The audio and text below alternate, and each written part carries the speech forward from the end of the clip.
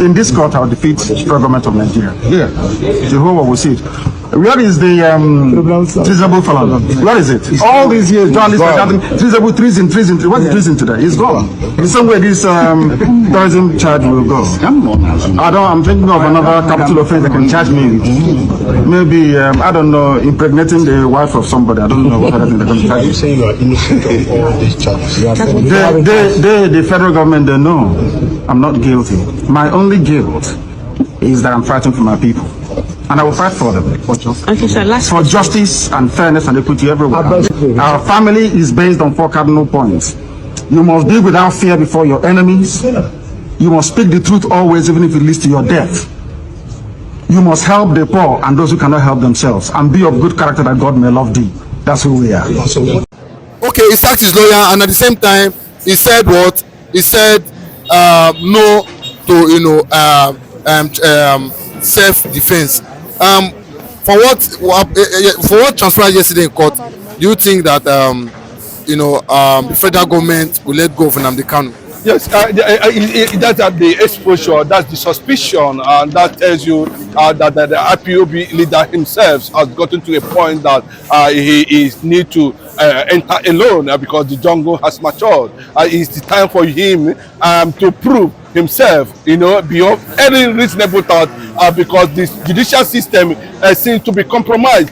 From all the pictures that have been painted so far, it looks like Omotosho is likely, from the actions of Mazi Nnamdi Kanu, want to actually jail him, and he need to put it to the public clearly that he is the one. If you are going to jail me, I am the one that will determine whether you are competent enough to sit down in my presence and engage me in a matter the appeal court has discharged and acquitted.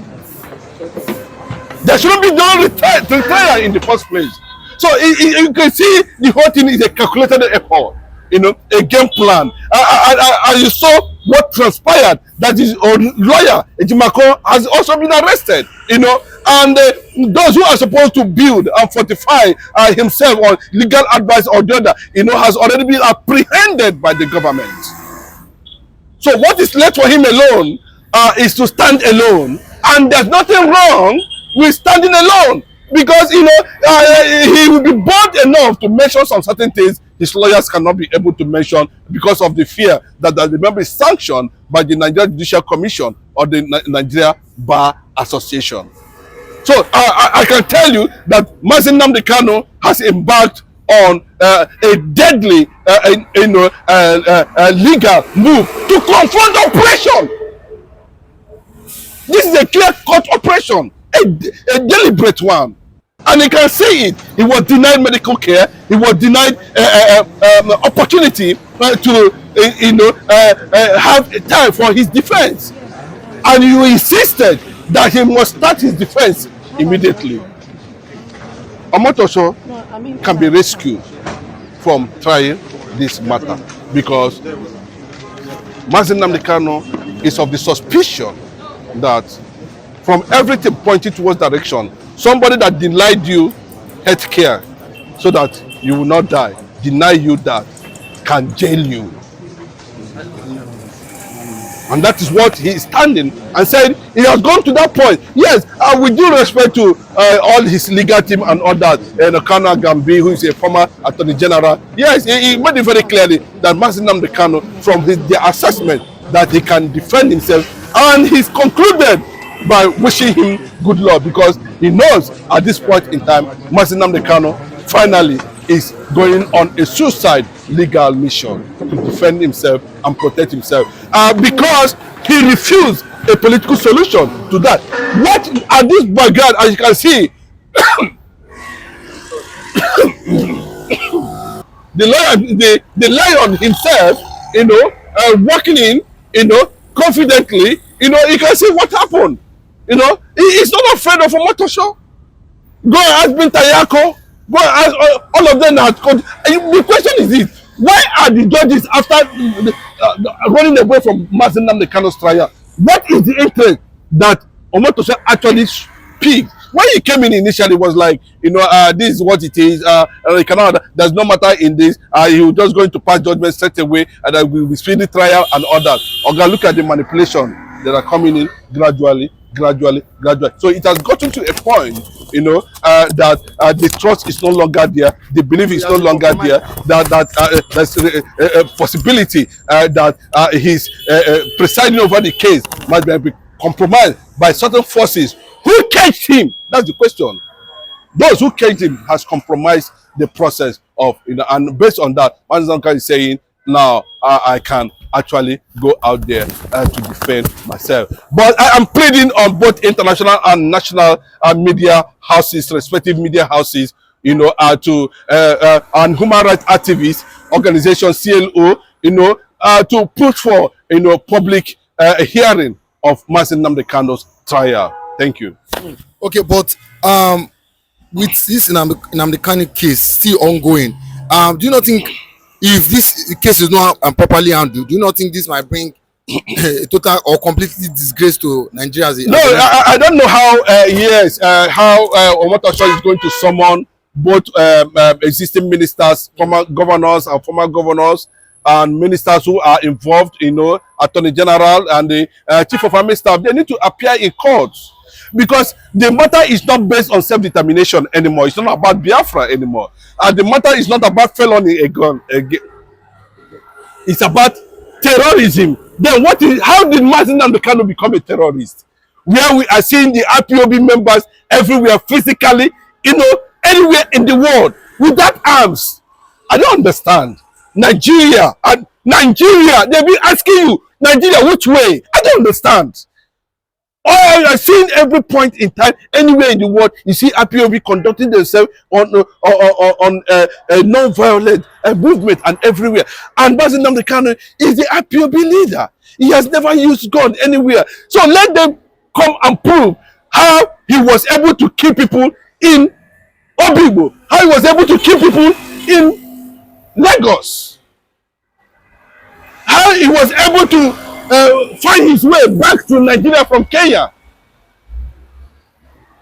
But in a safe situation, in an atmosphere where there is civility, in an atmosphere where there is democracy, in an atmosphere where there is law, where is the basis of Mazi Nnamdi Kanu continuous detention for 5 years without any concrete judgment, pronouncement? And that is why the judges were running from the matter. James Omotosho will still remember the kind of judgment you passed in Rivers State. Nigerians still know. We are watching with our hands, our Kimbo. Mazi Nnamdi Kanu is going to face the reality and stand for oppression. Judicial oppression, political oppression, whatever oppression, teleguided, tailored, compromised, whatever it is, Mazi Nnamdi Kanu has at this point entered jungle trial for justice. I call it jungle trial for justice. If you're a soldier, it will get to a point where almost all your battalion has been scattered as a result of warfare. And you discover at every point in time, or a certain point in the war front, that you are a soldier and you're just standing alone. And that's what's happening to Mazi Nnamdi Kanu now. He's standing alone and is ready to face oppression. And God, Chukwu Okike Abiyama, the God of heaven and earth, knows that Mazi Nnamdi Kanu is innocent. The Lagos state government set up a panel on answers. Mazi Nnamdi Kanu's name was not there. The question, you that is interviewing me, did you see Mazi Nnamdi Kanu's name there in the panel? The answer is no. On Obigbo, I can tell you many more that Mazi Nnamdi Kanu is going to activate himself to the reality on ground and prove to the whole world that what he is facing is no longer trial, but an interest based on conquest.